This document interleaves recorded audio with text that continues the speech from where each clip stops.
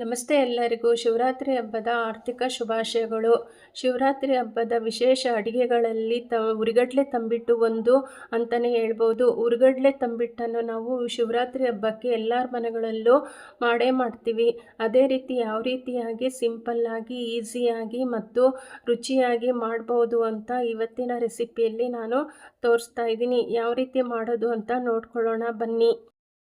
ಅದಕ್ಕೆ ಬೇಕಾಗಿರುವ ಪದಾರ್ಥಗಳು: ನಾನು ಬೆಲ್ಲ ತೊಗೊಂಡಿದ್ದೀನಿ, ಏಲಕ್ಕಿ ತೊಗೊಂಡಿದ್ದೀನಿ, ಬಿಳಿ ಎಳ್ಳು, ಕರಿ ಎಳ್ಳು ತೊಗೊಂಡಿದ್ದೀನಿ, ಕಡಲೆ ತೊಗೊಂಡಿದ್ದೀನಿ, ಒಣಕೊಬ್ಬರಿ ತೊಗೊಂಡಿದ್ದೀನಿ ಮತ್ತು ಒಂದು ಬೌಲು ಶೇಂಗಾ ತೊಗೊಂಡಿದ್ದೀನಿ. ದಪ್ಪ ತಳದ ಪಾತ್ರೆಯಲ್ಲಿ ನಾನು ಶೇಂಗಾನ ಚೆನ್ನಾಗಿ ಹುರ್ಕೊತಾ ಇದ್ದೀನಿ. ಗಟ್ಲೆ ತಂಬಿಟ್ಟು ತುಂಬ ಟೇಸ್ಟ್ ಬರುತ್ತೆ.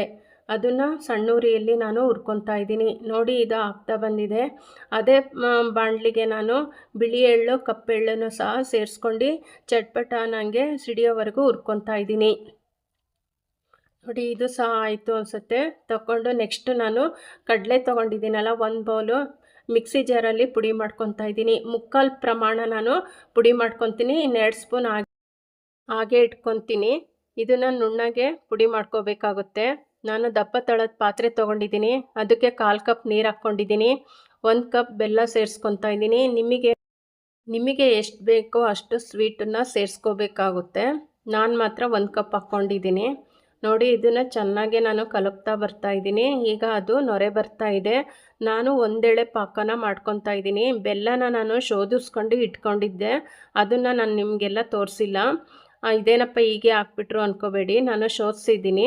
ಲೆಂತಿ ವಿಡಿಯೋ ಆಗುತ್ತೆ ಅಂತ ಅದನ್ನೆಲ್ಲ ನಾನು ಹಾಕಿಲ್ಲ. ಈಗ ನೋಡಿ, ಒಂದೆಳೆ ಪಾಕ ಬರ್ತಾ ಇದೆ. ಇದನ್ನು ಒಂದೆಳೆ ಪಾಕ ಸಾಕು ಅನಿಸುತ್ತೆ. ಜಾಸ್ತಿ ಪಾಕ ಮಾಡ್ಕೊಂಬಿಟ್ರೆ ಅದು ಹಾರ್ಡ್ ಆಗಿಬಿಡುತ್ತೆ. ನೋಡಿ, 1 ಕಪ್ಪು ಪುಡಿ ಮಾಡ್ಕೊಂಡಿರೋದು ಹುರ್ಗಡ್ಲೆ ಪುಡಿ ಸೇರಿಸ್ತಿದ್ದೀನಿ. ಕಡಲೆನ ಈಗ ಸೇರಿಸ್ಕೊಂಡೆ. ಎಳ್ಳುಗಳ್ನ ಹಾಕ್ಕೊತಾ ಇದ್ದೀನಿ. 1 ಕಪ್ ಕೊಬ್ಬರಿ ಪುಡಿನ ಸೇರಿಸ್ಕೊಂಡಿದ್ದೀನಿ. ಹುರಿದಿರೋ ಶೇಂಗಾನ ಸಿಪ್ಪೆ ತೆಗೆದು ತರಿಯಾಗಿ ಪುಡಿ ಮಾಡಿ ಅದನ್ನು ಹಾಕ್ಕೊಂಡಿದ್ದೀನಿ. ಏಲಕ್ಕಿ ಪುಡಿನೂ ಸೇರಿಸ್ಕೊಂಡಿದ್ದೀನಿ. ಈಗ ಚೆನ್ನಾಗಿ ಮಿಕ್ಸ್ ಮಾಡ್ಕೊತಾ ಇದ್ದೀನಿ.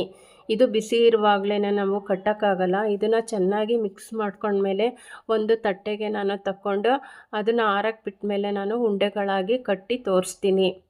ನೋಡಿ, ಇದು ಈಗ ಗಟ್ಟಿ ಬಂದಿದೆ. ಹೀಗೆ ಎಲ್ಲವನ್ನೂ ಚೆನ್ನಾಗಿ ಮಿಕ್ಸ್ ಮಾಡಿ ಇಟ್ಕೋಬೇಕು.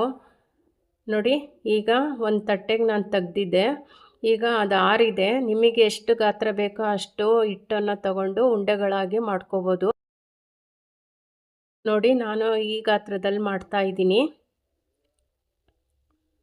ನೋಡಿ, ಇಷ್ಟಿಷ್ಟನ್ನೇ ಮಾಡ್ಬೋದು.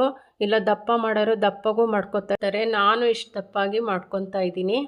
ನೋಡಿ, ಎಲ್ಲ ಹಿಟ್ಟುಗಳ್ನೂ ನಾನು ಅದೇ ರೀತಿ ಉಂಡೆಗಳಾಗಿ ಎಲ್ಲವನ್ನೂ ಮಾಡ್ಕೊತಾ ಇದ್ದೀನಿ.